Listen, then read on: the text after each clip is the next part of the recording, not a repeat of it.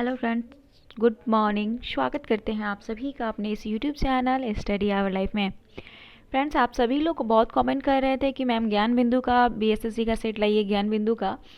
तो फाइनली हम सोचे कि चलिए ज्ञान बिंदु का ही करवा दिया जाए आप लोगों को। तो आज से हम ज्ञान बिंदु का भी प्रैक्टिस सेट स्टार्ट करेंगे। और देखिए, एस के झा सर का भी सेट बहुत अच्छे सेट है, वो भी आप लोग लगा सकते हैं, उसमें कोई इशू नहीं है। और बार बार मैं जिक्र करती हूँ, बहुत सारे कमेंट आते हैं, आंसर आप पूरा नहीं देते हैं। सर प्लीज़ सॉरी, मैं नहीं आंसर दे पा रही हूँ, मेरे पास नहीं है पूरा आंसर, मेरे पास ऑलरेडी उसका मुझे खुद का आंसर ढूंढना पड़ता है, ढूंढ के मुझे एक्सप्लेनेशन नोट करना पड़ता है, फिर आप लोगों को पढ़ाना पड़ता है, बताना पड़ता है। तो जितना मेरे पास होता है मैं प्रोवाइड कर देती हूँ। आंसर रख के मैं क्या करूँगी? अगर व्यू के लिए करना होता तो हाफ आंसर मैं आपको नहीं देती, ठीक है? तो प्लीज़ आप लोग ये कमेंट नहीं करें, मुझे अच्छा नहीं लगता है। और रहा बीएसएससी ज्ञान बिंदु का प्रैक्टिस सेट का, तो ये लीजिए आप लोग, आज से हम स्टार्ट इसे भी कर दे रहे हैं। और साथ में एग्ज़ाम का भी टाइम बच जाएगा तो हम वॉल्यूम 2 एडिटोरिया का भी करवा देंगे, ठीक है? तो सारे सेट को हम कंप्लीट करवा देंगे। और हमारा बस एक छोटा सा कोशिश है कि आप सभी लोग जो है प्रैक्टिस सेट को अच्छे से लगाएं और एग्ज़ाम में अच्छे से अच्छे एक्यूरेसी करके आएँ। चलिए फ्रेंड्स, स्टार्ट करते हैं बिना देर किए हुए। टोटल इसमें आपको 15 प्रैक्टिस सेट दिया गया है और इस 15 प्रैक्टिस सेट में आज हम प्रैक्टिस सेट नंबर 1 को करेंगे। और साथ में हम आपको बता दें कि इसका जो ज्ञान बिंदु का आपका ऑनलाइन पेड कोर्सेज वाला प्रैक्टिस सेट था, टोटल 10 प्रैक्टिस सेट, उसे भी हम कंप्लीट करवा चुके हैं। उस वीडियो का लिंक आपको हमारी वीडियो के डिस्क्रिप्शन में मिल जाएगा, पीडीएफ हमारे टेलीग्राम चैनल पर मिल जाएगा, वहाँ से आप लोग जाके इसे ज्वाइन कर लीजिएगा। तो चलिए फ्रेंड्स, स्टार्ट करते हैं आज के पहले नंबर प्रैक्टिस सेट के तरफ से। तो पहला प्रश्न देखिए, निम्नलिखित में से कौन सी महासागरीय धारा हिंद महासागर से संबंधित है? हिंद महासागर से संबंधित है। तो इस प्रश्न का आंसर आपका हो जाएगा अगुलहस। अगुलहस जो है, यह महासागरीय धारा हिंद महासागर से संबंधित है। अगुलहस महासागरीय धारा हिंद महासागर से संबंधित है। हिंद महासागर के बारे में जानिए कि हिंद महासागर की जो धाराएं होती है वो दक्षिण विश्वतीय धारा और मोजाम्बिक गर्म धारा, मेडागास्कर गर्म धारा, अगुलहस गर्म धारा, पश्चिमी ऑस्ट्रेलियाई ठंडी जलधारा, ये सभी इसकी कुछ धाराएं हैं। तो एक एक करके हम बोल रहे हैं, आप लोग नोट कर सकते हैं। पहली धारा जो दक्षिणी विश्वतीय धारा है, उसके बाद मोजाम्बिक जो है वो गर्म धारा है, मेडागास्कर गर्म धारा है, अगुलहस गर्म धारा है और पश्चिमी ऑस्ट्रेलियाई जो है वो ठंडी धारा है, ठीक है? अगर हम नेक्स्ट बात करें अटलांटिक महासागर की धाराएं की, गर्म और ठंडी का, तो देख लीजिए अटलांटिक महासागर में, अटलांटिक में सबसे पहले हम गर्म धारा की बात करते हैं, गर्म जलधारा की बात करते हैं। तो एक तो आपका हो जाएगा उत्तरी विश्वतीय जलधारा, उत्तरी विश्वतीय जलधारा। दूसरा है एंटीलिना जलधारा। तीसरा है फ्लोरिडा जलधारा। चौथा आपका हो जाएगा गल्फ स्ट्रीम जलधारा। उसके बाद है उत्तरी अटलांटिक जलधारा, नॉर्वे जलधारा, दक्षिण विश्वतीय जलधारा और ब्राज़ील जलधारा। ये सभी आपका अटलांटिक महासागर की धाराएं हैं जो गर्म जलधारा हैं।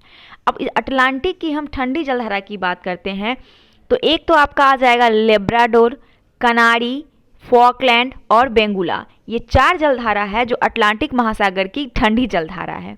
तो उम्मीद करते हैं आपको इतना समझ में आ गया होगा।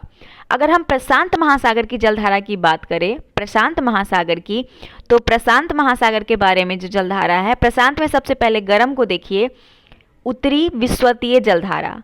दूसरा है क्यूरोशिवो जलधारा, क्यूरोशिवो जलधारा। तीसरा है उत्तरी प्रशांत जल प्रवाह। चौथा अलास्का की जलधारा और पांचवा एल नीनो जलधारा। कैसी है? गर्म जलधारा है प्रशांत महासागर की। अब प्रशांत महासागर की ठंडी जलधारा को देखिए, क्यूराल जलधारा, या फिर क्यूराल को ही अखोत्सक जलधारा भी कहते हैं, क्यूराल को भी अखोत्सक जलधारा भी कहते हैं, ठीक है? कैलिफोर्निया की जलधारा, हम्बोल्ट या फिर पेरुबन की जलधारा और अंटार्कटिका की जलधारा। दोस्तों, ये सभी आपकी ठंडी जलधारा है प्रशांत महासागर की, ठीक है? और उससे पहले एक चीज़ जान लीजिए, सारगैसो सागर के बारे में आप लोग जानते होंगे। एक मिनट, सारगैसो सागर के बारे में जानते होंगे।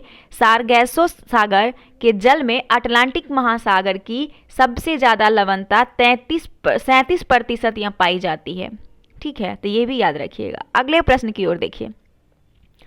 अगला प्रश्न है आपका बौद्ध से संबंधित।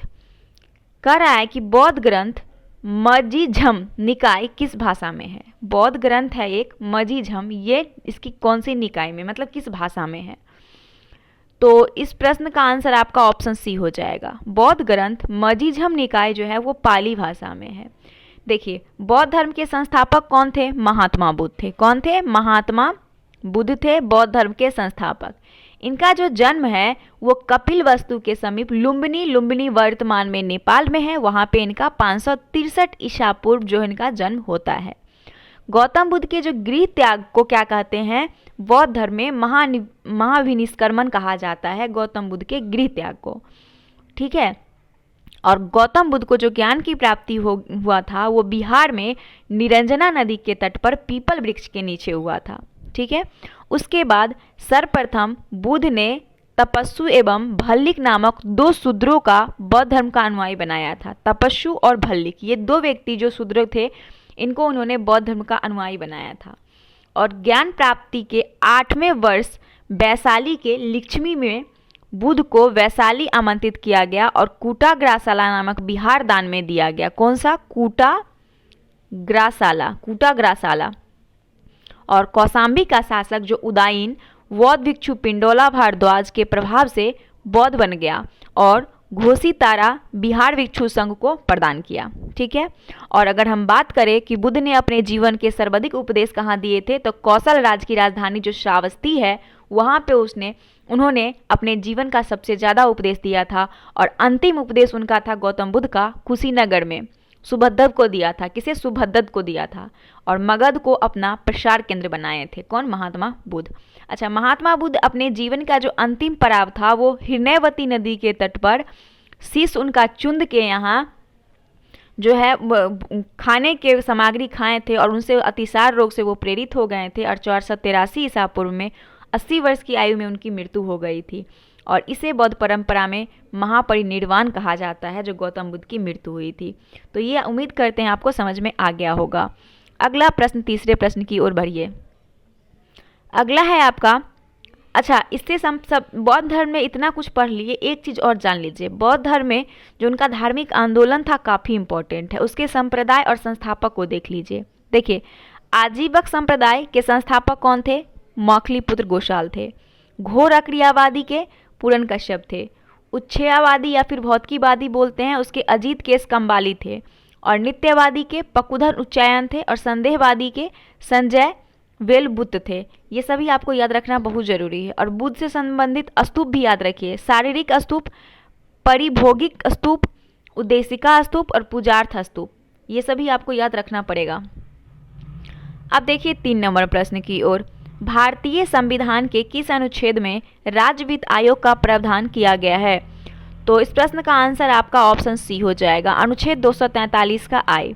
भारतीय संविधान का अनुच्छेद 243 आई में राज्य वित्त आयोग का प्रावधान किया गया है। ठीक है, राज्य के जो राज्यपाल होते हैं उनका प्रत्येक 5 वर्ष में राज्य वित्त आयोग की गठन की शक्ति दी गई है।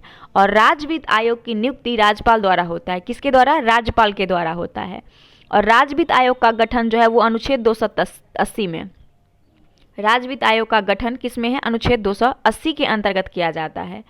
और राज्य वित्त आयोग पंचायती राज और नगर पालिका के वित्तीय विषय पर अपना रिपोर्ट प्रस्तुत करती है। ठीक है, वही अनुच्छेद आप 243 का जे की बात करें, अनुच्छेद 243 के जे का, तो इसमें क्या दिया हुआ है? इसमें दिया है कि पंचायतों के लेखाओं से संबंधित प्रावधान। ठीक है, अनुच्छेद 243 के तहत है कि राज्य निर्वाचन आयोग संबंधित प्रावधान। और 243 के जी में आप देखेंगे तो इसमें दिया है कि राज्य के विधानमंडलों को स्वतंत्रता प्रदान की गई कि पंचायतों द्वारा अधिरोपित करने एवं उसकी गतिविधियों का निर्धारण कर सकता है। और अनुच्छेद 243 का अगर ई एगो स्पेशल देख लीजिए, 243 का ई एगो छूट गया है जो काफ़ी इंपॉर्टेंट है। इसके तहत क्या है कि पंचायत की जो अवधि से संबंधित प्रावधान दिए गए हैं, पंचायतों की जो अवधि होती है उससे संबंधित प्रावधान है अनुच्छेद 243 के ई में। ठीक है, अगला देखिए 4 नंबर प्रश्न। निम्नलिखित में से ओम्बुड्समैन की उत्पत्ति कहाँ से मानी जाती है? ओम्बुड्समैन की उत्पत्ति कहाँ से मानी जाती है? तो ओम्बुड्समैन की उत्पत्ति स्वीडन में 1809 में, स्वीडन 1809 से मानी जाती है। स्वीडन 1809 से ओम्बुड्स की उत्पत्ति मानी जाती है। भारत में जो ओम्बुड्समैन को केंद्र स्तर पर लोकपाल एवं राज्य स्तर पर लोकायुक्त कहा जाता है। केंद्र स्तर पर लोकपाल और राज्य स्तर पर लोकायुक्त कहा जाता है। यह नाम जो है वो हम आपको पहले प्रैक्टिस सेट में भी बता चुके थे कि लक्ष्मीपाल सिंघवी के द्वारा दिया गया था। लक्ष्मीपाल एक व्यक्ति थे, इनके द्वारा इस शब्द को दिया गया था, ठीक है। और सर्वप्रथम भारत में 1960 में के.एम. मुंशी के द्वारा लोकपाल संबंधित मामले को संसद में उठाया गया था। किसके द्वारा? के.एम. मुंशी के द्वारा 1960 में। और प्रथम प्रशासनिक सुधार आयोग 1966 में की सिफारिश पर पहली बार लोकपाल विधायक 1968 बनाया गया था, लोकपाल विधायक। और इसे वर्ष 2013 में कानूनी रूप प्रदान किया गया। और राज्य स्तर पर सबसे पहले उड़ीसा में लोकायुक्त अधिनियम 1970, लोकायुक्त 1970 कहाँ पे? उड़ीसा में पारित किया गया। किंतु महाराष्ट्र में सबसे पहले 1971 में लोकायुक्त की नियुक्ति हुई थी। तो नियुक्ति में महाराष्ट्र सबसे पहले था 1971 में, लेकिन इस अधिनियम को सर्वप्रथम अगर कोई अपनाया था सर्वप्रथम तो वो उड़ीसा था। 1970 में इसको अपना लिया था, ठीक है। आगे प्रश्न की ओर बढ़ते हैं। अगला प्रश्न है आपका कि निम्नलिखित में से भारतीय संविधान के किस संशोधन द्वारा अनुच्छेद 19 का 1C में सहकारी समिति शब्द जोड़ा गया है? तो 71वां संविधान संशोधन, 42वां संविधान, 92 और 97वां। तो इस प्रश्न का आंसर आपका हो जाएगा ऑप्शन नंबर डी, 97वां संविधान संशोधन 2011। इसके तहत अनुच्छेद 19 1C में सहकारी समितियों शब्द को जोड़ा गया। 97वां संविधान संशोधन अधिनियम 2011 जो है, इसके तहत संघ बनाने की स्वतंत्रता के साथ सहकारी समिति बनाने का अधिकार शब्दों को 19(1) के सी में जोड़ा गया। वहीं संविधान का एक नया भाग 9 का ख याद रखिएगा, या फिर 9 का बी भी इंग्लिश में, 9 का बी इंग्लिश में रहता है, जोड़ा गया, जिसका नाम सहकारी समिति, जिसको इंग्लिश में कहते हैं कोऑपरेटिव सोसाइटीज, ये भी जोड़ा गया। और इसके अंतर्गत संविधान में अनुच्छेद 243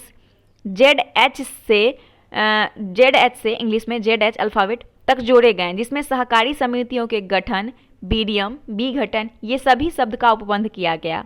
वहीं अनुच्छेद अगर हम 352 की बात करें, अनुच्छेद 352 से 356 में संशोधन कर राष्ट्रपति को संपूर्ण देश के लिए एक साथ या देश के किसी भाग में आपात उद्घोषणा जारी करने की शक्ति दी गई। और राज्य में संवैधानिक तंत्र की विफलता के आधार पर लगे राष्ट्रपति शासन की अवधि को 6 माह से बढ़ाकर 1 वर्ष करने की शक्ति संसद को दी गई।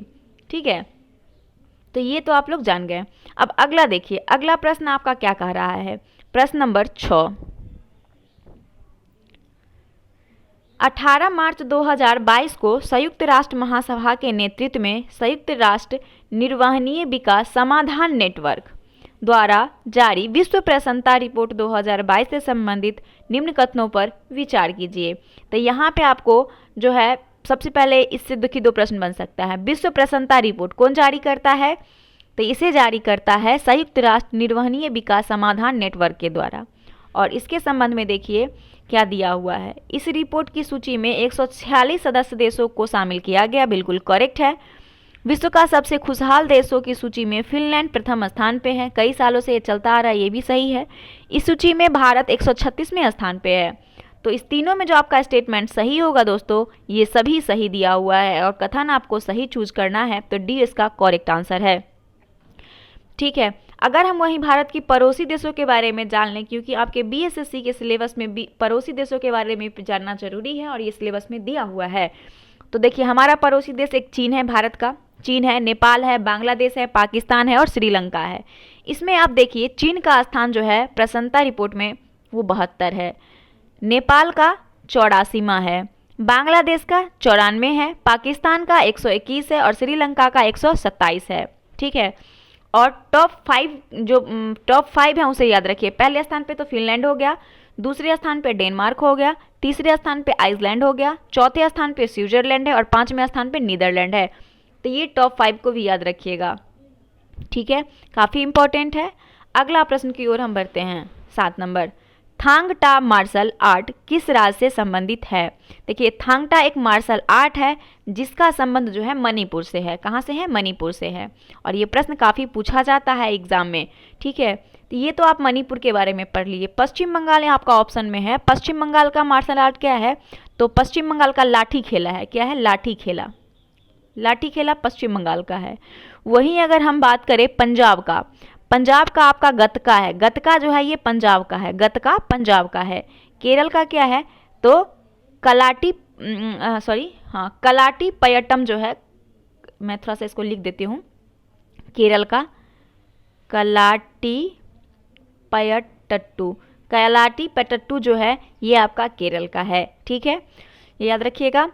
केरल के साथ एक मध्य प्रदेश का याद कर लीजिएगा, मलखयम जो है वो मध्य प्रदेश का है, और तमिलनाडु का सिल्बम है, वाराणसी का मुष्टि है, और आंध्र प्रदेश का काठी सामू है।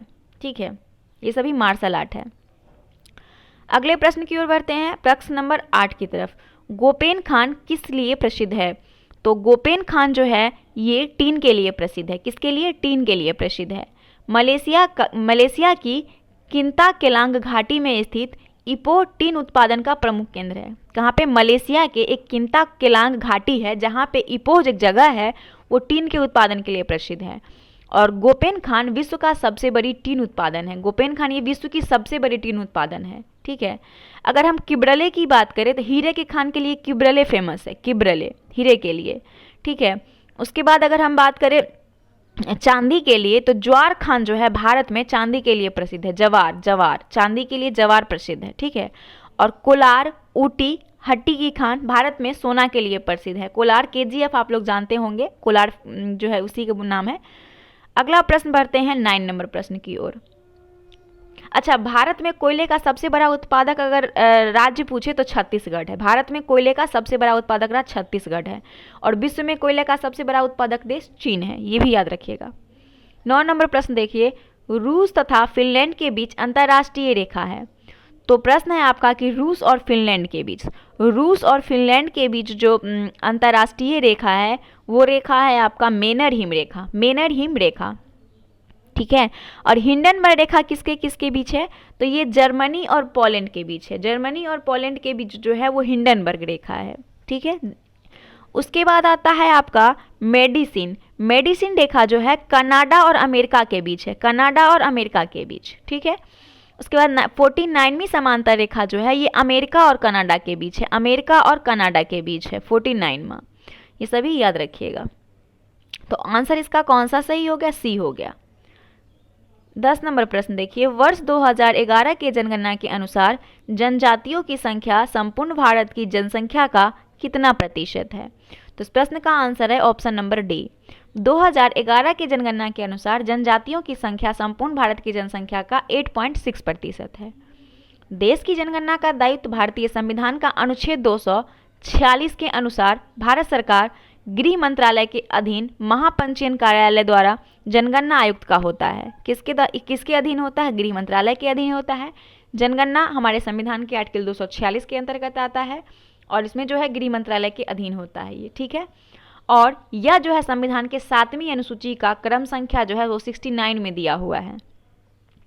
आधुनिक पद्धति एवं व्यवस्थित ढंग से अगर पूछा जाए कि जनगणना कहाँ से शुरू हुआ था, तो स्वीडन में 1749 में शुरू हुआ था, और 1790 में सर्वप्रथम दशकीय जनगणना का कार्यक्रम अमेरिका से शुरू हुआ था, दशकीय 1790 में।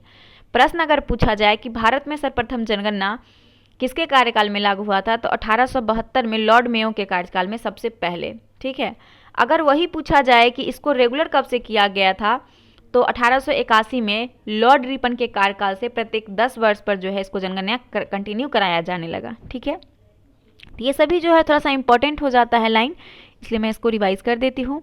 अब आते हैं 11 नंबर प्रश्न की ओर। बथुकम्मा उत्सव निम्नलिखित में से किस राज्य में मनाया जाता है। बथुकम्मा उत्सव जो है ये तेलंगाना राज्य का है। किसका है, तेलंगाना राज्य में मनाया जाता है। तेलंगाना के मुख्यमंत्री वर्तमान में कौन है, तो के चंद्रशेखर राव जो हैं, के चंद्रशेखर राव ये वर्तमान में यहाँ के CM हैं। यहाँ के राज्यपाल की अगर बात करें तो तमिलसाई सुंदराराजन जो है वो तेलंगाना के राज्यपाल हैं। ठीक है, अगर हम बात करें दोस्तों, तेलंगाना तो हो गया आपका, और तेलंगाना का एक बोनालू त्यौहार भी है, और मेदराम जात्रा मेला भी तेलंगाना का है। ठीक है, उसके बाद नागालैंड का याद रखिएगा, नागालैंड का जो फेस्टिवल है वो हॉर्नबिल फेस्टिवल है। तमिलनाडु का कौन सा हो जाएगा, पोंगल फेस्टिवल तमिलनाडु का है, और थाईपुसम ये दोनों आपका तमिलनाडु का है। ठीक है, केरल का याद रखिएगा, मकर बिलक्कू, त्रिशूरपुरम, ओणम और अटुकल पोंगल और थय्यम उत्सव, ये सभी आपका केरल का है। और एक फेस्टिवल का हम वीडियो अपलोड ऑलरेडी कर चुके हैं, उसका भी हम लिंक डाल देंगे, आपको देख लीजिएगा कि कौन से राज्य में कौन सा फेस्टिवल मनाया जाता है। ठीक है, बीएसएससी के सिलेबस में आपको ये पढ़ना है, इसलिए इसे देख लीजिएगा, इसका हम आपको लिंक दे देंगे। बिहार में जल मंदिर कहाँ अवस्थित है? तो बिहार में जो जल मंदिर है ये आपका अवस्थित है कहाँ पे? तो ये अवस्थित है पावापुरी में। पावापुरी में बिहार में जल मंदिर पावापुरी में है। और पावापुरी में जल मंदिर जो है वो जैन धर्म का तीर्थ स्थल है। किसका? ये जैन धर्म का तीर्थ स्थल था। ठीक है, महावीर का निर्माण पावापुरी में 468 बीसी में हुआ था, है ना। और जैन धर्म का जो स्थापना का श्रेय किसको जानता है? तो जैनियों के जो प्रथम तीर्थकर थे ऋषभ देव या फिर आदिनाथ को जाता है, जो जैन धर्म के संस्थापक थे। और इन्होंने 6ठी शताब्दी ईस्वी पूर्व जैन आंदोलन का प्रवर्तन किया था और ऋषभ देव इसके प्रथम तीर्थकर थे। और 22वें तीर्थकर भी याद रखिएगा अरिस्टोनॉमी थे। ये बिहार एसआई के एग्जाम में पूछा गया प्रश्न है।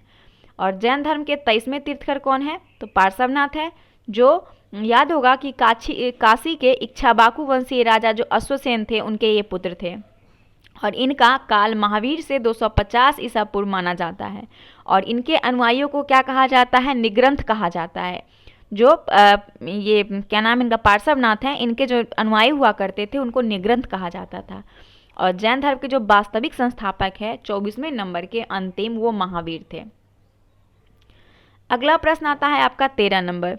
13 नंबर प्रश्न है आपसे कि जैन धर्म के अनुसार स्त्री संघ की अध्यक्षता किसने की? तो इस प्रश्न का आंसर है पुष्पजुला। जैन ग्रंथ के अनुसार स्त्री संघ की अध्यक्षता पुष्पजुला ने की थी।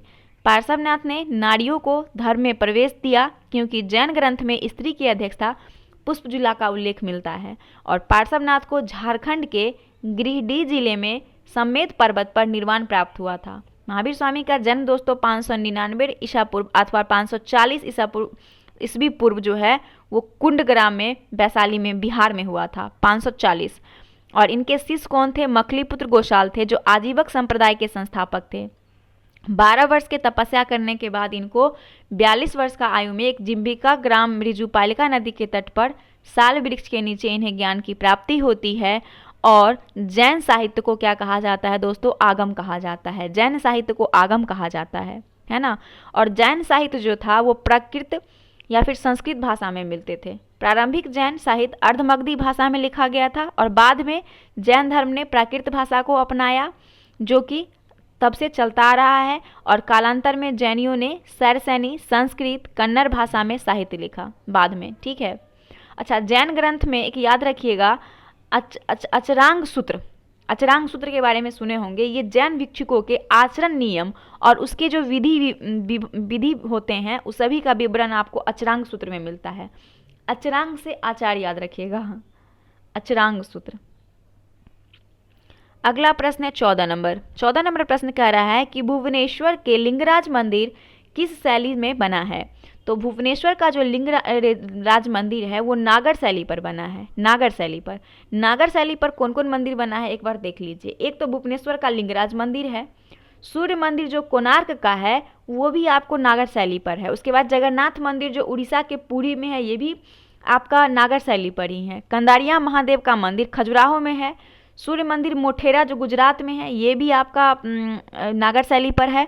साथ में दिलवारा का जैन मंदिर जिसको कि माउंट आबू कहा जाता है, वो भी आपका नागर शैली पर ही है। ठीक है, उसके बाद अगर अच्छा नागर शैली की बात करें तो कैसा होता है? तो ये मंदिर जो होता है वो चतुष्कोणीय होता है, मतलब चारों कोण टाइप का बना होता है। और नागर शैली जो है ये उत्तर भारत में हिमालय से लेके विंध्य प्रदेश के जो जगह होते हैं वहाँ तक विकसित है। वहीं अगर हम द्रविड़ शैली की बात करें तो द्रविड़ शैली जो है ये प्रसिद्ध होता है जैसे कि महाबलीपुरम, कांजी की मंदिर, बतापी, एहोल, तंजौर का राजेश्वर मंदिर, वृद्धेश्वर मंदिर, ये सभी आपका जो है द्रविड़ शैली पर है। ठीक है, ये सभी आपका द्रविड़ शैली पर बना हुआ मंदिर है। बेसर शैली की अगर हम बात करें तो बेसर शैली का जो विस्तार है वो विंध्य और कृष्णा के बीच है। और ये जो है इसे दक्षिणावर्त भी कहा जाता है बेसर शैली को। अच्छा, बेसर शैली का जो मंदिर है वो आपका राष्ट्रकूट काल के जो एहोल मंदिर है, कैलाश मंदिर एलोरा का, ये सब बेसर शैली पर निर्मित है। ठीक है, अगला आता है 15 नंबर प्रश्न। निम्नलिखित में से किसे सार्वजनिक प्राधिकरणों और निजी व्यक्तियों या निकायों दोनों के विरुद्ध जारी किया जा सकता है? तो इस प्रश्न का आंसर आपका हो जाएगा बंदी प्रतिरक्षीकरण। ऑप्शन ए इसका करेक्ट आंसर है दोस्तों। ठीक है, आपको याद होगा, बार बार हम इस आर्टिकल को रिपीट करते हैं। आर्टिकल नंबर 32 सर्वोच्च न्यायालय और अनुच्छेद 226 के तहत उच्च न्यायालय, ये दोनों रिट जारी करते हैं। मूल अधिकारों का उल्लंघन में 5 प्रकार के ये रिट जारी करते हैं। क्यों जारी करते हैं? मूल अधिकार का अगर उल्लंघन होता है तो। 5 प्रकार का रिट दोस्तों क्या है? तो 5 प्रकार का रिट में एक आता है आपका बंदी प्रतिरक्षीकरण। इसमें क्या होता है कि न्यायालय जो बंदीकर्ता व्यक्ति होता है उसको यह आदेश देता है कि उसे 24 घंटे के भीतर न्यायालय के समक्ष प्रस्तुत करे। ठीक है, जिससे कि न्यायालय बंदीकरण के आधारों पर विचार कर सके और बंदीकरण विधि समस्त न हो तो बंदी से उसको मुक्त करने का आदेश दे दे। ठीक है, ये आपका हो जाता है। उसके बाद आप याद रखिएगा, बंदीकरण के बाद आता है परमादेश। यह रिट जो है वो न्यायालय के विवेकाधीन है। इसके माध्यम से न्यायालय किसी लोक अधिकारी यानी कोई सरकारी व्यक्ति को यह आदेश दे सकता है कि उस कार्य को करे जिस कार्य को करने हेतु उसे बाध्य किया गया है, और उस कार्य को न करे जिससे उसने इनकार कर दिया हो। ठीक है, जैसे कि राष्ट्रपति और राज्यपाल के विरुद्ध लागू, ये जो है रिट आपका परमादेश, ये राष्ट्रपति और राज्यपाल के लिए लागू नहीं होता है। ठीक है, उसके बाद आपका आता है प्रतिषेध। बंदी प्रतिरक्षीकरण हो गया, परमादेश हो गया। अब प्रतिषेध क्या होता है? तो प्रतिषेध जो होता है, अगर किसी व्यक्ति की न्यायिक या फिर अर्ध न्यायिक संस्था के विरुद्ध जारी हो सकता है। ये जो है किसके विरुद्ध जारी होता है? न्यायिक या अर्ध न्यायिक। इसके माध्यम से न्यायालय किसी न्यायिक या फिर अर्ध न्यायिक संस्था को अपने अधिकार क्षेत्र से बाहर निकालकर कार्य करने से रोकता है। ठीक है, उसके बाद आता है आपका उत्प्रेषण। उत्प्रेषण में क्या है कि किसी वरिष्ठ न्यायालय द्वारा किसी अधीनस्थ न्यायालय या फिर न्यायिक निकाय जो अपनी अधिकारिता का उल्लंघन कर रहा है उसको रोकने का उद्देश्य जारी करता है, उत्प्रेषण। और एक लास्ट आपका बच गया अधिकार परीक्षा। इसमें नहीं है ऑप्शन में अधिकार परीक्षा। इसमें क्या होता है कि अवैधानिक रूप से किसी सार्वजनिक पद पर आसीन व्यक्ति के विरुद्ध नोटिस जारी किया जाता है। और जो भारत के जो न्यायाधीश PN भगवती को जनहित याचिका का जनक माना जाता है। जनहित याचिका का जनक किसको माना जाता है? तो PN भगवती को। इसे याद रखिएगा। 16 नंबर प्रश्न देखिए, निम्नलिखित में से कौन सा युग्म सुमेलित नहीं है? नूनेज पुर्तगाल का, मार्को पोलो इटली का, निकोलो कांटी इटली का, डोमिंग पायस तुर्की का। ये आपका सुमेलित नहीं है। डोमिंग पायस जो है ये पुर्तगाली यात्री था। इसने दक्षिण भारत की यात्रा के दौरान विजयनगर साम्राज्य के शासक कृष्णदेव राय के शासनकाल में प्राचीन हम्फी के सभी ऐतिहासिक पहलुओं का विस्तृत वर्णन किया था। और निकोलो डी कॉन्टी इटली का रहने वाला था। निकोलो डी कॉन्टी कहाँ का? इटली का रहने वाला था। ठीक है, ये सभी सही है आपका। देवराय प्रथम के शासनकाल में निकोलो कोंटी आया था। और फर्नाओ नूनीज एक पुर्तगाली यात्री था। और नूनीज जो था फर्नाओ नूनीज, और इसने अछूत राय के शासनकाल में आया था। मार्को पोलो की बात करें तो मार्को पोलो 13वीं शताब्दी में भारत आया था और यह वेनिस यानी इटली का निवासी था। और ये जो था इसको यात्रियों का राजकुमार भी कहा जाता है ना। अगला प्रश्न देखते हैं 17 नंबर। भारत में 74वें ग्रैंड मास्टर कौन बना? तो शतरंज में होता है, तो ये सभी तो शतरंज के खिलाड़ी हैं। तो आप देखिए 74वें ग्रैंड मास्टर बने हैं राहुल श्रीवास्तव। कौन बने हैं? राहुल श्रीवास्तव 74वें ग्रैंड मास्टर बने हैं। ठीक है, पहले ग्रैंड मास्टर कौन थे? तो जो सबसे पहले ग्रैंड मास्टर बने थे वो विश्वनाथ आनंद थे। और इससे 73वें बन गए थे भरत सुब्रमण्यम। ये 73वें थे। भरत सुब्रमण्यम जो है ये 73वें ग्रैंड मास्टर थे। ठीक है, और भारत की अगर पहली महिला ग्रैंड मास्टर पूछा जाए तो विजय लक्ष्मी जो थी वो भारत की पहली महिला ग्रैंड मास्टर थी। 18 नंबर प्रश्न देखिए। 18 नंबर प्रश्न कह रहा है कि निम्नलिखित में से कौन सा देश मकर रेखा पर स्थित नहीं है? मकर रेखा पर स्थित नहीं है। देखिए याद रखिएगा कि इसमें दिया है Paraguay, Brazil, Uruguay, Chile. Uruguay जो है ये आपका मकर रेखा पर स्थित नहीं है। मकर रेखा जो है ये दक्षिणी गोलार्ध में स्थित है। कहाँ पे? दक्षिणी गोलार्ध में। और विषुवत रेखा से 23.5 डिग्री के दक्षिणी की कोणीय दूरी मकर रेखा को बताती है ना। और यह दक्षिण अमेरिका, अफ्रीका, ऑस्ट्रेलिया महाद्वीप से होकर गुजरती है। कौन? मकर रेखा। ठीक है, वहीं अगर हम कर्क रेखा की बात करें तो कर्क रेखा जो है वो उत्तरी गोलार्ध के विषुवत रेखा से 23.5 डिग्री उत्तर के कोणीय दूरी पर होता है।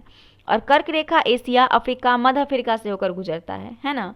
और जलीय क्षेत्रों में अगर हम बात करें कर्क रेखा का, तो हिंद महासागर, अटलांटिक महासागर, प्रशांत महासागर, ताइवान जल संधि, लाल सागर, मैक्सिको की खाड़ी से होकर गुजरता है। तो आपसे पूछा गया है, तो इसका जो आंसर हो जाएगा कौन हो जाएगा, उरुग्वे इसका करेक्ट आंसर हो जाएगा। अगला आता है 19 नंबर, एमनेस्टी इंटरनेशनल का मुख्यालय कहाँ स्थित है। एमनेस्टी इंटरनेशनल का जो हेडक्वार्टर है ये आपका लंदन में है, लंदन में, ठीक है। तो इस प्रश्न का आंसर आपका हो जाएगा ऑप्शन नंबर डी। न्यूयॉर्क में किसका हेडक्वार्टर है, तो न्यूयॉर्क में याद रखिएगा यूएनओ का और यूनिसेफ का, UNICEF, यूनिसेफ, इस दोनों का आपका न्यूयॉर्क में हेडक्वार्टर है, ठीक है। जिनेवा में बात करें तो जिनेवा में एक तो WHO का है, ILO का है, ISO का है, ये तीनों का हेडक्वार्टर आपका जिनेवा में पड़ता है, ठीक है। उसके बाद हाँ, तो ये सभी हो गया आपका, तो इसे आप देख लिए। अगला अब हम बात करें ब्रुसेल्स में किसका हेडक्वार्टर है, तो नाटो का, नाटो यानी कि उत्तर अटलांटिक संधि संगठन का जो हेडक्वार्टर ये कहाँ पे है, ब्रुसेल्स में है, ठीक है। अगले प्रश्न की ओर बढ़िए, 20 नंबर। अगला है कि कुशल ग्रामीण प्रशासन के लिए प्रसिद्ध राजवंश था। तो इस प्रश्न का आंसर ऑप्शन सी हो जाएगा, चोल। कुशल ग्रामीण प्रशासन के लिए प्रसिद्ध राजवंश चोल था। चोल के संस्थापक कौन थे, विजयालय थे। इसकी राजधानी तंजा या फिर तंजावुर या फिर तंजौर जो कह सकते हैं वो था। विजयालय ने नरकेसरी की उपाधि धारण किया था और राजराज प्रथम शैव धर्म का अनुयायी था। राजराज प्रथम कौन था, शैव धर्म का अनुयायी था और इसने तंजौर में राजराजेश्वर का शिव मंदिर बनवाया था। और चोल साम्राज्य का सर्वाधिक विस्तार जो है वो राजेंद्र प्रथम के शासनकाल में हुआ था और चोल वंश का अंतिम राजा राजेंद्र तृतीय था, ठीक है, अंतिम राजा। अच्छा, एक चीज याद रखिए, संपूर्ण चोल जो था वो 6 मंडल यानी कि प्रांत में विभक्त था, ये भी याद रखिएगा। चोल काल में कलंजू सोने के सिक्के थे। कलंजू क्या होता था, सोने का सिक्का होता था। सब काफ़ी इंपॉर्टेंट है दोस्तों, इसे याद रखना जरूरी होता है, ठीक है। आगे प्रश्न की ओर 21 नंबर, संत तुकाराम किस शासक के समकालीन थे। तो संत तुकाराम शिवाजी के शासनकाल थे। संत तुकाराम का जन्म जो है वो जन्म से शूद्र थे और ये शिवाजी के समकालीन थे। तुकाराम की शिक्षा जो है अभंगों के रूप में संकलित है, अभंगों के रूप में। तुकाराम हिंदू मुस्लिम एकता पर बल दिया था और वरकरी संप्रदाय की स्थापना किए थे। तो वरकरी संप्रदाय का स्थापना किसने किया था, तुकाराम ने किया था। और इन्होंने अपनी स्तुति की रचना मराठी भाषा में की जो आज भी बहुत लोकप्रिय है। और प्रधानमंत्री नरेंद्र मोदी ने पुणे के पास देहू गांव में संत तुकाराम शिला मंदिर का उद्घाटन किया है। कहाँ पे, देहू गांव में। देही गांव कहाँ पे है, तो देहू गांव जो है ये पुणे में है। तो ये करंट से इंपॉर्टेंट प्रश्न है, इसे याद रखिएगा। 22 नंबर प्रश्न देखिए, हुमायूं ने चुनार दुर्ग पर प्रथम बार आक्रमण कब किया। तो हुमायूं ने चुनार दुर्ग पर प्रथम बार आक्रमण 1532 में किया। 1532 में किया। 1532 में हुमायूं ने चुनार किले को घेर डाला और हुमायूं चुनार के किले पर आक्रमण के समय 6 किला अफगान नायक शेरखा के अधीन और 1532 में दोहरिया नामक स्थान पर हुमायूं की सेना और मोहम्मद लोदी की सेना के बीच युद्ध हुआ और युद्ध में मोहम्मद लोदी हार गया था। और हुमायूं फिर 1531 में कालिंजर के शासक प्रताप रुद्रदेव पर अपना पहला आक्रमण किया था। 1534 में बिहार में मोहम्मद जमान मिर्जा एवं मोहम्मद सुल्तान मिर्जा के विरुद्ध हुमायूं ने सफलतापूर्वक दबाव डाला था। उसके बाद बंगाल से लौटते समय हुमायूं एवं शेरखा के बीच एक बक्सर के निकट चौसा नामक स्थान पर 27 जून 1539 को युद्ध हुआ जिसमें हुमायूं जो है हार गया था। और हुमायूं द्वारा लड़ा गया 4 युद्ध था, देवरा का 1531 में, चौसा का 1539 में, बिलग्राम का 1540 में और सरहिंद का 1555 में। ये हुमायूं ने 4 युद्ध लड़ा था, देवरा, चौसा, बिलग्राम, सरहिंद। अगला आता है 23 नंबर, पद्म भूषण पाने वाले पहले पैरा एथलीट खिलाड़ी कौन बने। तो इस प्रश्न का आंसर देवेंद्र झांझरिया। पद्म भूषण पाने वाले पहले पैरा एथलीट देवेंद्र झांझरिया बने। सुमित अंतिल की बात करें तो ये पैरा एथलेटिक्स को मेजर ध्यानचंद खेल रत्न पुरस्कार 2021 दिया गया था, 2021 का। प्रमोद भगत की बात करें तो ये पैरा एथलीट्स हैं और इन्हें मेजर ध्यानचंद खेल रत्न पुरस्कार 2021 इन्हें भी दिया गया था। शरद, यहाँ पे हरद लिखा हुआ है, शरद कुमार होना चाहिए। शरद कुमार ये भी एक पैरा एथलीटिस हैं और इन्हें 2021 में अर्जुन पुरस्कार दिया गया था। और पद्म भूषण 17 व्यक्ति को 2022 में मिला है। ठीक है, 17 व्यक्ति को, जिसमें कि जो देवेंद्र झांझरिया कहाँ से है, ये राजस्थान से है, इनको भी दिया गया। उसके बाद आगे देखते हैं 24 नंबर प्रश्न, निम्नलिखित में कौन एक सुमेलित है। पहला दिया है कि प्रथम आंग्ल मैसूर युद्ध हैदर अली पराजित हुआ था। द्वितीय आंग्ल मैसूर युद्ध में हैदर अली ने अंग्रेजों को पराजित किया था। तृतीय में आंग्ल मैसूर युद्ध में टीपू सुल्तान युद्ध जीता और अपना भूभाग अंग्रेजों को नहीं दिया। चतुर्थ आंग्ल मैसूर युद्ध टीपू पराजित हुआ, युद्ध के मध्य दिवंगत हो गया, दिवंगत हुआ। तो देखिए इस प्रश्न का आंसर आपका डी हो जाएगा। चतुर्थ आंग्ल मैसूर युद्ध टीपू सुल्तान पराजित हुआ और युद्ध के मध्य दिवंगत हुआ। प्रथम युद्ध कब हुआ था? 1767 से 1769 के बीच। जो गवर्नर जनरल थे वो हैरी वेरेलेस्ट थे। हैरी वेरेलेस्ट प्रथम युद्ध में हैरी वेरेलेस्ट थे। ठीक है, मद्रास की संधि के साथ इसको समाप्त किया गया था, प्रथम आंग्ल मैसूर युद्ध को। द्वितीय आपका 1780 से 1784 में वॉरेन हेस्टिंग्स गवर्नर जनरल के समय हुआ था और मंगलौर की संधि के साथ ये समाप्त हुआ था। तृतीय आपका हुआ था 1790 से 92 में लॉर्ड कॉर्नवालिस के समय और श्रीरंगपट्टनम की संधि के साथ इसे समाप्त कर दिया गया था। और चतुर्थ आंग्ल मैसूर युद्ध जो हुआ था 1799 में लॉर्ड वेलेस्ली के शासनकाल में, और मैसूर पर अंग्रेजों की विजय एवं सहायक संधि जो है यहाँ पे हुई थी, तब समाप्त हो गया था। ठीक है, अब आते हैं 25 नंबर प्रश्न की ओर। 25 नंबर प्रश्न क्या आपका है? पेंटागोनिया। पेंटागोनिया मरुस्थल कहाँ अवस्थित है? तो पेंटागोनिया मरुस्थल जो है ये अर्जेंटीना में है। कहाँ पे? अर्जेंटीना में। विश्व के कुछ मरुस्थल और उनकी स्थिति को जान लीजिए। ये तो आप देख लिए पेंटागोनिया अर्जेंटीना में है। ठीक है, अगर हम बात करें उत्तरी अफ्रीका का, तो सहारा आपका उत्तरी अफ्रीका में है। सहारा उत्तरी अफ्रीका का मरुस्थल है। उसके बाद अगर हम बात करें दक्षिणी अफ्रीका का, बोत्सवाना या नाम्बिया का, तो कलहारी आपका हो जाएगा, कलहारी हो जाएगा। नेक्स्ट आप देख लीजिए ऑस्ट्रेलिया का देख लीजिएगा तो Gibson, great Victoria, great Sandy, ये सभी आपका ऑस्ट्रेलिया का है।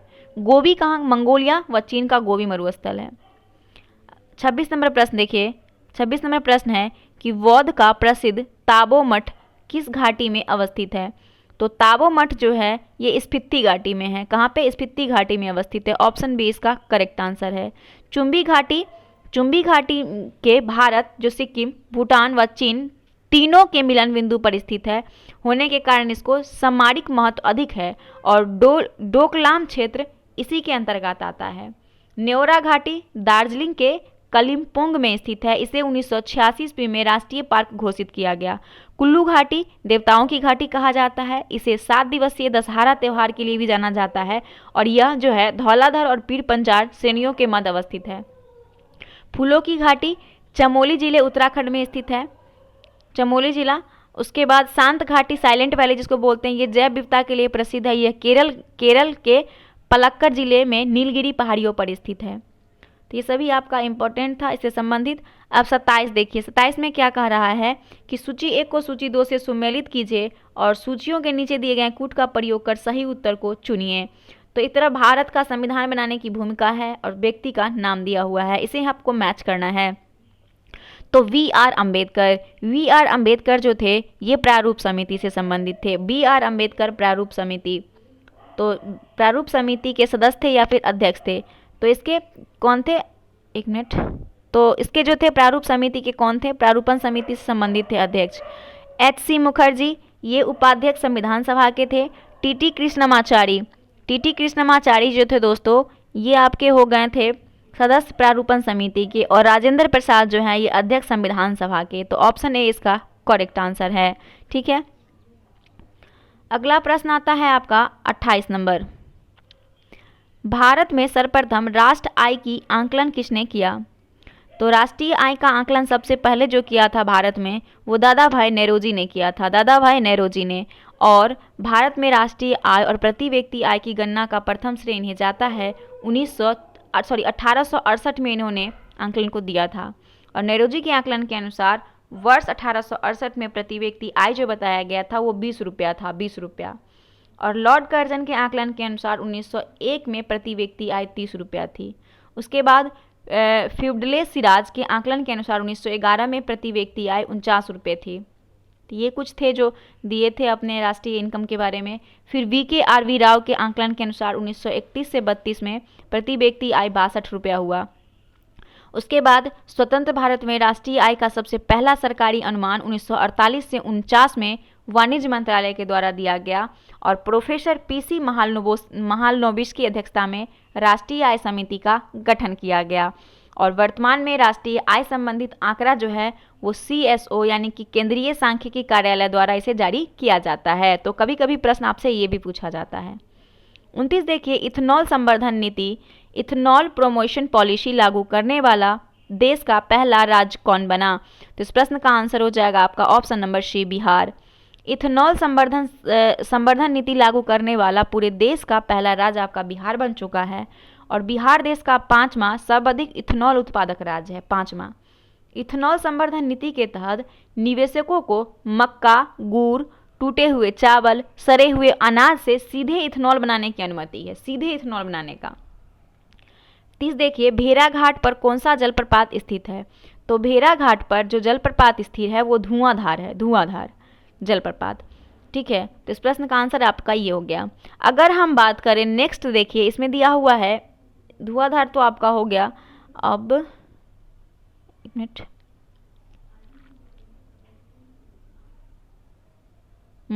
और दुग्धधारा अगर हम बात करें तो दुग्धधारा जो है ये भी नर्मदा नदी पर है, मध्य प्रदेश में, नर्मदा नदी पर मध्य प्रदेश में है। ठीक है, नर्मदा नदी में मध्य प्रदेश में है। उसके बाद अगर हम बात करें डुडुमा जलप्रपात, ये तो मचकुंड उड़ीसा में है, मचकुंड नदी पर उड़ीसा में है। उसके बाद आपका आता है चुलिया जलप्रपात जो है ये चंबल नदी पर है, राजस्थान में। ठीक है, 31 नंबर प्रश्न देखिए, अंगोरा ऊन किससे प्राप्त की जाती है? तो अंगोरा ऊन जो है दोस्तों खरगोश से प्राप्त की जाती है और पश्मीना ऊन जो है वो बकरी से प्राप्त होता है, पश्मीना बकरी से प्राप्त होता है। और भारत का प्रथम आधुनिक ऊन कारखाना कानपुर में है। कहाँ पे है? कानपुर में। ऊन का सर्वाधिक उत्पादक राज्य अगर पूछे तो राजस्थान है और रेशम का सर्वाधिक उत्पादक राज्य कर्नाटक है। जूट का सर्वाधिक उत्पादक राज्य पश्चिम बंगाल है। तो ऊन का राजस्थान हो गया, रेशम का कर्नाटक हो गया, जूट का पश्चिम बंगाल हो गया। ठीक है, और केंद्रीय रेशम अनुसंधान एवं प्रशिक्षण संस्थान जो है ये मैसूर व बहरामपुर में अवस्थित है। ठीक है, और संयुक्त राष्ट्र औद्योगिक विकास संगठन वियना में स्थित है। अंतर्राष्ट्रीय मानक संगठन जेनेवा में स्थित है।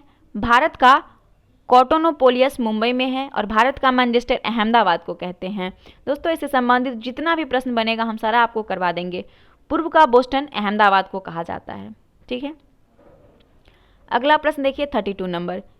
32 में क्या कह रहा है कि किसी वस्तु की पूंजी तथा उत्पादन का अनुपात किसका मापन है? ठीक है, तो इस प्रश्न का आंसर हो जाएगा ऑप्शन नंबर C, उत्पादन की प्रति इकाई में निविष्ट पूंजी की राशि। किसी वस्तु की पूंजी या उत्पादन का अनुपात उत्पादन की प्रति इकाई में निविष्ट पूंजी की राशि का माप है। तो ऑप्शन से इसका करेक्ट आंसर है। 33 देखिए, सही सुमेलित युग्म का चयन कीजिए। बेसल सभा जैव विविधता संरक्षण, बेसल सभा जैव विविधता संरक्षण सही है। सही सुमेलित युग्म का चयन कीजिए, ये आपका सही नहीं है। क्योटो प्रोटोकॉल जलवायवीय परिवर्तन, उसके बाद यही आपका सही है। देखिए क्योटो प्रोटोकॉल जलवायवीय परिवर्तन सही सुमेलित है। रामसर जो है, रामसर की अगर हम बात करें रामसर सभा का, तो ये जो है रामसर सभा आपका नम भूमि के संरक्षण के लिए विश्व स्तरीय प्रयास है। बेसल संधि खतरनाक अवशिष्ट पदार्थ के सीमा पर स्थानांतरण के नियंत्रण और इन पदार्थों के निपटारे से संबंधित अंतर्राष्ट्रीय संधि है बेसल संधि। मॉनिट्रियल की बात करें तो मॉनिट्रियल ओजोन परत की छीन करने वाले पदार्थ के बारे में अंतर्राष्ट्रीय संधि है। ठीक है, अब एक बच जाता है आपका, चलिए रामसर कन्वेंशन कब हुआ था? तो रामसर संधि हुआ था 1971 में और लागू हुआ था 1975 में। ठीक है, वियना हुआ था 1985 में और लागू हुआ था 1988 में। मॉन्ट्रियल 1987 में हुआ, 89 में लागू हुआ। क्योटो प्रोटोकॉल 1997 में संधि हुआ था और 2005 से लागू हुआ। और किंगाली समझौता जो था वो 2016 में हुआ था और 2019 में इसे लागू किया गया था। ठीक है, तो इसे भी याद रखिएगा। अब आता है अगला प्रश्न आपका 34 नंबर। ब्रह्म समाज का सिद्धांत आधारित है। तो ब्रह्म समाज का सिद्धांत जो है वो एक देववाद पर आधारित है, एक देववाद पर आधारित है। ऑप्शन नंबर सी इसका करेक्ट आंसर है। देखिए, ब्रह्म समाज की अगर हम बात करें तो राजा राम मोहन राय को भारत में नव जागरण का अग्रदूत, सुधार आंदोलन का प्रवर्तक, आधुनिक भारत का पिता, नव भारत का तारा और भारतीय पत्रकारिता का जनक कहा जाता है राजा राम मोहन राय को। ठीक है। 1828 में राजा राम मोहन राय ने ब्रह्म समाज की स्थापना कोलकाता में किए और ब्रह्म समाज इसके बाद इसका नाम क्या, ब्रह्म समाज पड़ गया। ब्रह्म समाज का मुख्य उद्देश्य था कि हिंदू धर्म में सुधार लाना और सभी धर्म की अच्छाइयों को अपनाना।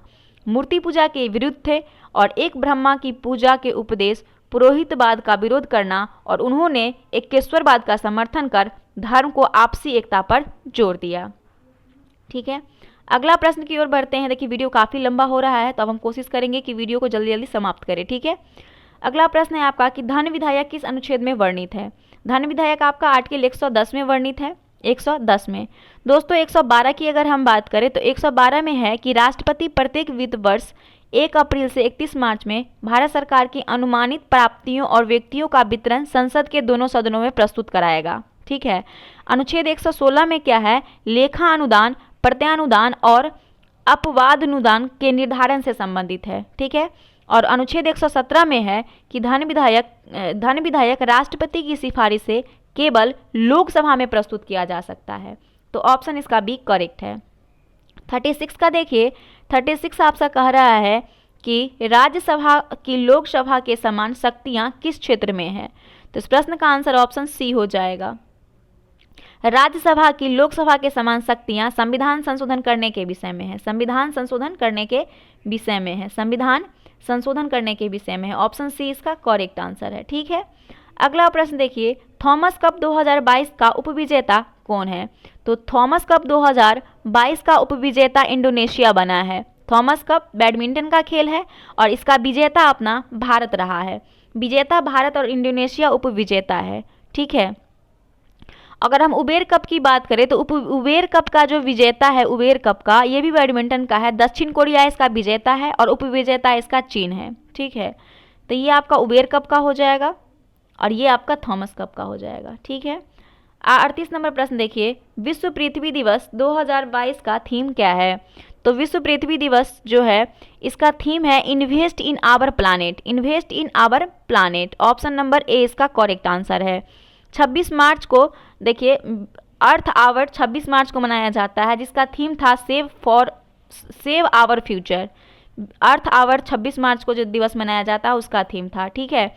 ग्राउंड वाटर विश्व जल दिवस जो 22 मार्च को मनाते हैं इसका थीम था। और विश्व चिंतन दिवस जो 22 फरवरी को मनाया जाता है इसका थीम था our world our equal our future. ठीक है। और विश्व पृथ्वी दिवस हम लोग कब मनाते हैं, तो विश्व पृथ्वी दिवस आप सभी को पता होगा, कमेंट करके जरूर बताइएगा कि कब मनाया जाता है। 39 नंबर प्रश्न देखिए, कोसी नदी का उद्गम स्थल है। तो कोसी नदी का उद्गम स्थल गोसाई थान की चोटी है। गोसाई थान की चोटी। Option number C. ठीक है। छोटा नागपुर की पठार, यहाँ पे आता है आपका छोटा नागपुर का पठार। इससे संबंधित कुछ आप लोग, चलिए इसको स्किप कर देते हैं, बहुत लंबा वीडियो हो जाएगा। 40 नंबर प्रश्न देखिए, 40 नंबर प्रश्न है आपका कि 1923 में बिहार में स्थापित स्वराज दल के अध्यक्ष निम्नलिखित में से कौन थे। तो स्वराज दल के अध्यक्ष जो इसमें से थे वो नारायण प्रसाद थे। कौन थे, नारायण प्रसाद थे। बिहार में फरवरी 1923 में जो है स्वराज दल का गठन हुआ था, जिसके अध्यक्ष नारायण प्रसाद को बनाया गया था और श्री कृष्ण सिंह इसके एक अन्य प्रमुख नेता थे। और फुलवारी में मौलाना सज्जाद द्वारा इमारत ए सरिया नामक संस्था का गठन किया गया था। इमारत ए सरिया। 1875 के दक्कन के दंगों का तत्कालिक कारण था। तो दक्कन के दंगों का तत्कालिक कारण महाजनों के द्वारा ऊंची ब्याज दर था। ऑप्शन नंबर इसका डी करेक्ट है। महाजनों के द्वारा जो है ऊंची दर। ये महाराष्ट्र के पूर्ण और अहमदाबाद के जिलों में किसानों ने साहूकार के खिलाफ विद्रोह किया था और विद्रोह का आधार रैयतबाड़ी व्यवस्था के अंतर्गत अंग्रेज अधिकारी द्वारा किसान पर बहुत ज़्यादा जो है ब्याज लिया जाता था, इसके लिए ये था। ठीक है।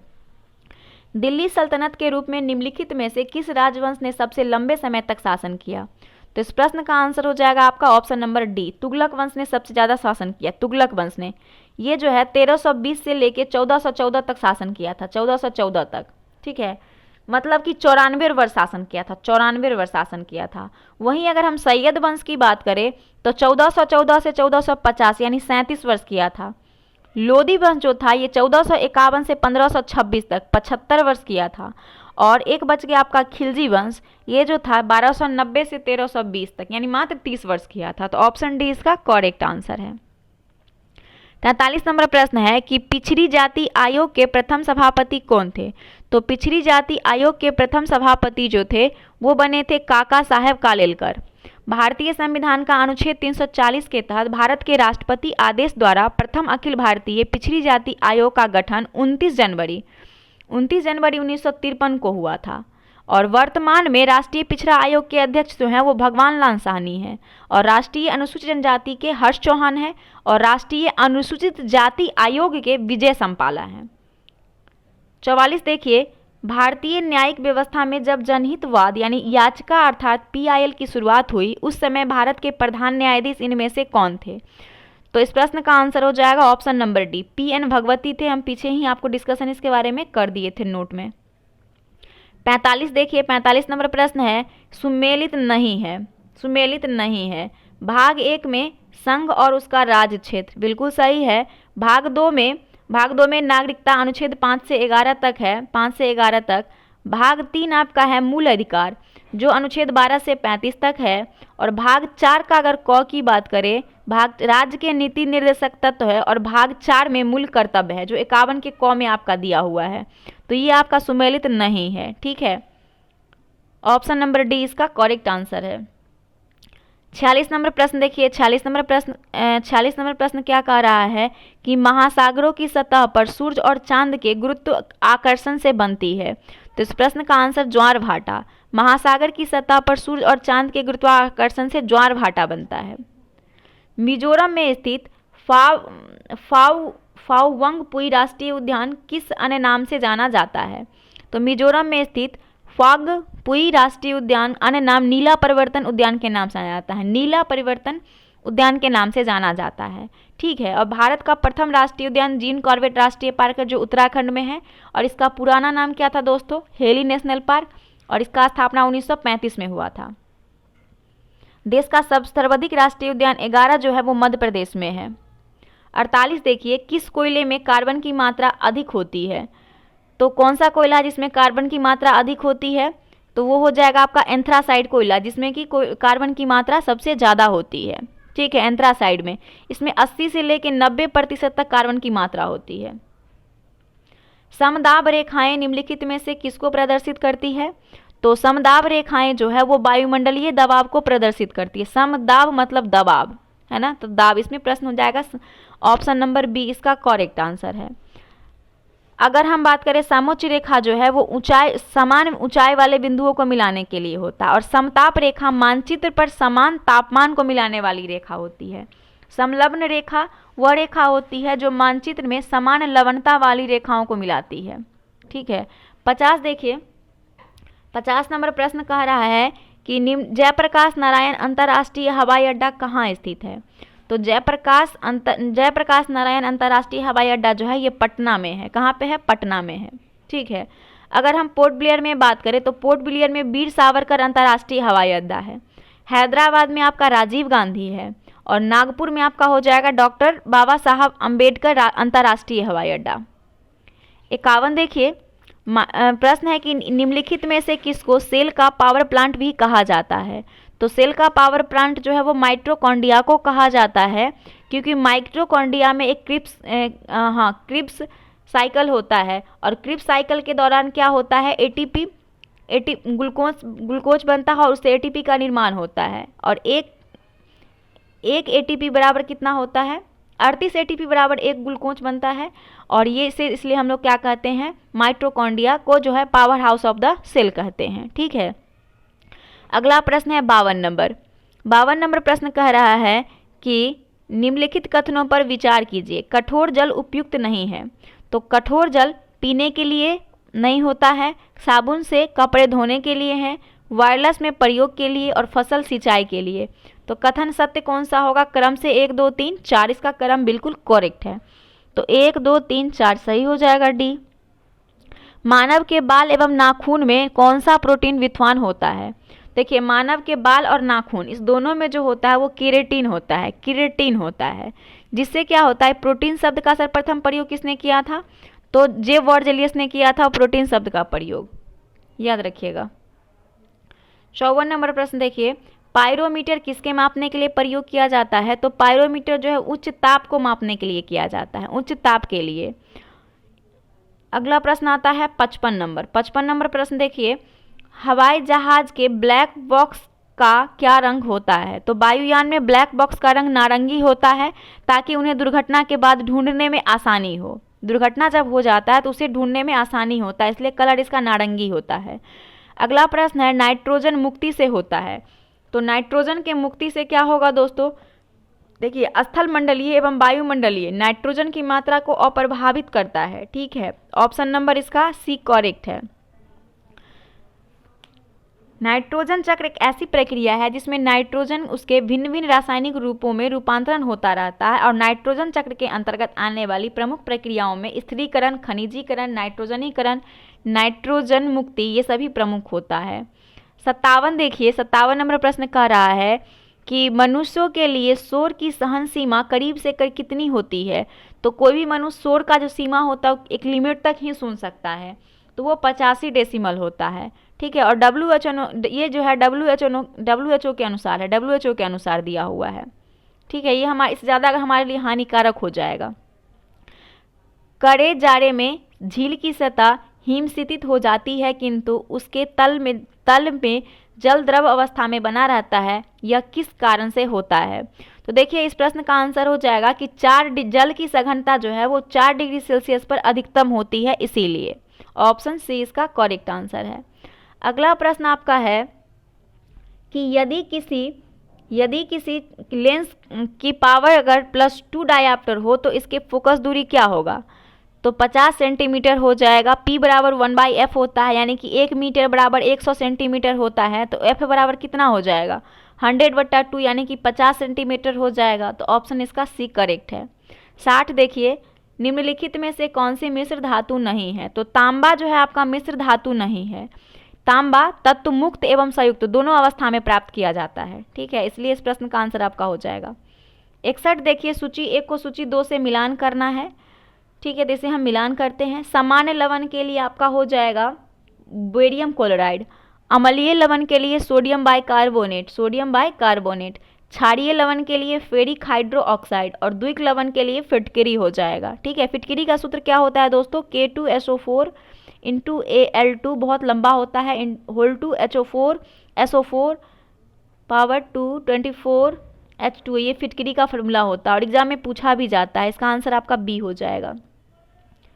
62 देखिए, निम्नलिखित में से किस फसल में नील हरित शैवाल मुख्यतः जैव उर्वरक के रूप में प्रयोग होता है? प्रश्न का आंसर हो जाएगा धान में। फसलों में जैव उर्वरक के रूप में सूक्ष्मजीव एजोटोबैक्टर, एजोस्पेरिलम, राइजोबियम, नील हरित शैवाल, फॉस्फेट सेलुबिलाइजिंग बैक्टीरिया का प्रयोग किया जाता है, और ये सभी सूक्ष्मजीव विभिन्न प्रक्रिया नाइट्रोजन निर्धारण, फॉस्फेट सेलुबिलाइजर, पौधे वृद्धि तत्वों के उत्पादन द्वारा पौधे के वर्धन को प्रोत्साहित करती है, ठीक है। अगला प्रश्न देखिए 63 नंबर। 63 है कि प्लवमान गीत यानी कि जंपिंग जीन के सिद्धांत का प्रतिपादन किसने किया था? तो ऑप्शन सी बारबरा मैक्लिंटॉक ने।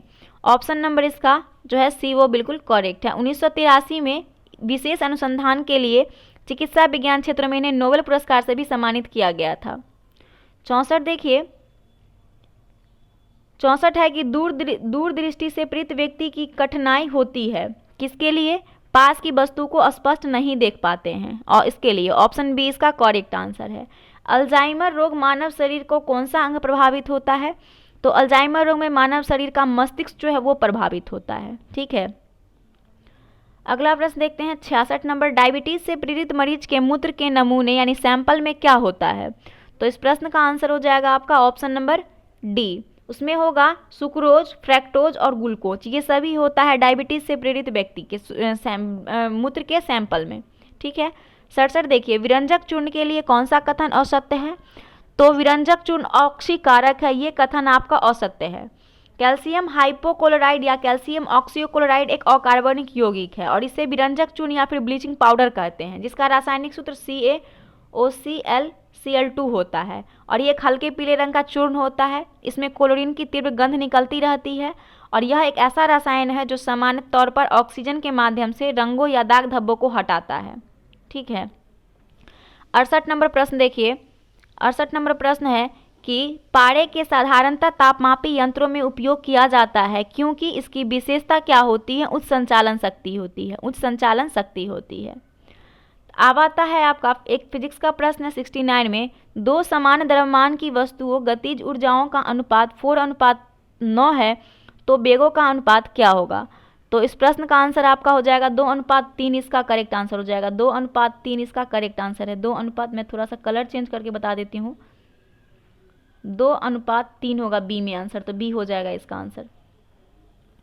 70 नंबर प्रश्न देखिए। 70 नंबर प्रश्न कह रहा है कि निम्नलिखित कथनों पर विचार कीजिए। पहला कथन है आपका कि जब गोला मध्य स्थिति से गुजरता है तो त्वरण शून्य होता है। दूसरा है हर आवर्तन में गोलक 2 बार किसी एक निर्दिष्ट वेग को प्राप्त करता है। दोलन के दौरान जब गोला चरम स्थिति पर पहुंचता है तो उसकी गति त्वरण शून्य होते हैं और सामान्य दोलन का दोलन आयाम समय के साथ साथ कम होता है। तो इस सभी कथन में आपका सही हो जाएगा ऑप्शन नंबर कथन सी सही हो जाएगा। सी 1, 2 और 4 सही है। ये जो है आपका गलत है। 71 नंबर प्रश्न देखिए। लिपिड्स का पाचन निम्नलिखित में से किसकी उपस्थिति से होता है? तो लिपिड्स का पाचन हमारे भोजन सामग्री में अधिकांश सरल वसाओं अर्थात ट्राइग्लिसराइड के रूप में होता है। तो इस प्रश्न का आंसर ऑप्शन सी हो जाएगा। 1 और 2 सही है। 1 और 2 सही है। पित्त अम्ल और लाइपेज। डॉक्टरों द्वारा एनेस्थीसिया के रूप में प्रयोग की जाने वाली कौन सी गैस है? तो इस प्रश्न का आंसर हो जाएगा एनेस्थीसिया के रूप में प्रयोग की जाने वाली गैस नाइट्रस ऑक्साइड होती है। नाइट्रस ऑक्साइड, जिसको हम लोग लाफिंग गैस भी शायद कहते हैं। नाइट्रस ऑक्साइड का फॉर्मूला होता है N2O, है ना। अगला प्रश्न देखते हैं यहाँ पे। पीसा की झुकी हुई मीनार गिर नहीं जाती क्योंकि? तो पीसा की जो मीनार होती है वो झुकी हुई होती है और गिरी नहीं होती है क्योंकि वो जो है ऊर्ध्वाधर, वो गुरुत्व केंद्र से जाने वाली ऊर्ध्वाधर लाइन तल के अंदर होती है, इसीलिए। ठीक है। 74 देखिए। सल क्रिया में अर्थोप्लास्टी क्या है? तो सल क्रिया में जो अर्थोप्लास्टी है वो क्या है? तो इस प्रश्न का आंसर हो जाएगा ऑप्शन नंबर ए, ओपन हार्ट सर्जरी है। क्या है? ओपन हार्ट सर्जरी है। ओपन हार्ट सर्जरी है सल क्रिया में। सॉरी, ओपन हार्ट नहीं, सी हो जाएगा। कुल्हे का जोड़ का प्रतिस्थापन, हिप ज्वाइंट रिप्लेसमेंट है सल क्रिया में अर्थोप्लास्टी। 75 देखिएगा।